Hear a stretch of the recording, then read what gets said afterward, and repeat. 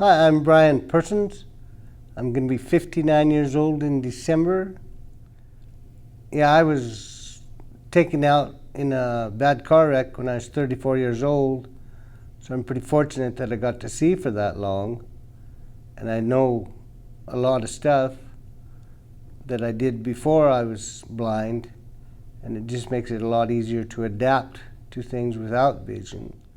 Well, I laid in the Salt Lake University Hospital for about 48 days and then in a induced coma with morphine. I broke everything. My skull, my neck, my left arm, broke all my ribs, shoved them off my spine, took a good chunk out of my right hip, and was blind. And I had a bunch of brain fluid leaking into my ear canals, and I couldn't communicate until I was wiggling my finger all the time, and Mom said he wants to write something, and the doctors just insisted that was the oncoming of a new grand mal seizure, and Mom says, no, he wants to write something. So I just started communicating on paper with a pencil, and then the doctors got together, 4 of them, and they started putting me back together. I guess they were the best 4 in the country that they gathered up to operate on me, and they stood on their feet for 17 hours, the first surgery, and then I had 11 more reconstructive surgeries scheduled, and I believe there's 4 or 5 that we never did go back and done. I was blind, and we were happy enough with the way I was and tired of driving back to Salt Lake. And just healing up and being alive, the first year was just phenomenal, and I had a lot of happiness come out of that. And then the second year, I wasn't happy at all and was really considering suicide. And then I came out of that and decided, well, I'm still alive, I'll just get back out there and live like I used to, minus a job. And I just got really bored not having anything to do. I couldn't keep track of the time or the days of the week or anything with no schedule. So I just told myself I've been on vacation long enough, I'm going to go find something to do. And I volunteered at the State Library with the Talking Books. I ran the Low Vision Montana website for about 7.5 years. And I was an independent contractor, and I got a stipend pay. And there were no taxes held out of it because I made less than $3,600 a year. But to someone living on Social Security, that's quite a bit of walking around money. I searched for a job for years with the Blind No Vision Services out of Butte, and we kept running into walls that people would want me to multitask. And, at the same time, in the same day, one after the other.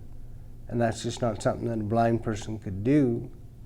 So I think they used that for an excuse to not hire. And I think that there's a lot of employers now that would benefit a disabled person. I've been around businesses that do hire people with handicaps, and I really applaud those kind of employers. I wish there were more like them.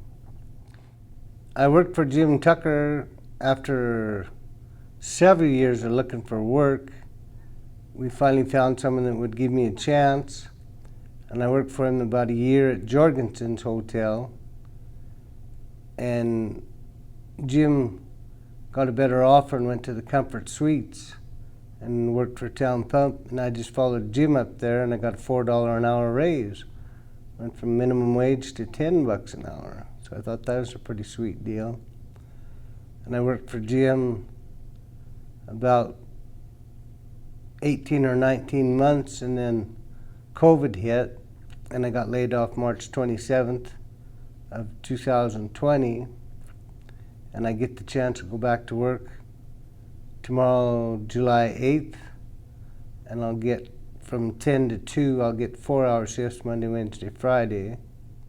I used to be kind of maintenance. I would maintain the public areas, the hallways, and breakfast room, the lobby, windows on occasion, and I've been told that now I'm going to be kind of the janitor type duties. When you're vacuuming as a blind person, it's about half again as much work, because you have to overlap 2 or 3 inches to make sure that you've got everything. And in the wintertime, it's really easy because you can hear it picking up all the ice melt. And as far as mopping and stuff like that, you would mop one direction and then turn around and come back and mop either 9 degrees from that or 45 degrees from corner to corner, depending on which your style is. And wiping off tables and lifting up chairs and vacuuming under, all that kind of stuff is something I think I'll be introduced to when I get back to work. I had some good orientation mobility instructors, and they would train you to memorize a pattern. And fortunately, I have a really good memory, and after I do something a couple of times, I can remember the layout of the room. And the extension cords, I had to make mine 25 feet long because the plug-ins were 24 feet apart. So I didn't have to hunt down the plug-in when I got to it. I just had to go unplug and then come back in and plug in where my vacuum was. And I would count chairs at a counter to know how many there were and make sure that I got the whole counter wiped and different things like that. It's kind of amazing that a blind person can sense objects. You just, I don't know, you kind of feel them, but it's just like they're there. Like you can see a wall, like it just goes extra dark. But I see nothing anyhow, so I don't know how it could be any darker. But that's about the only way I can describe it. And then when you're crossing hallways through the T intersections and stuff, your hearing is quite handy to have, because you can hear the area open up, and then you would turn left or right or continue after you'd memorized the layout and where you wanted to go.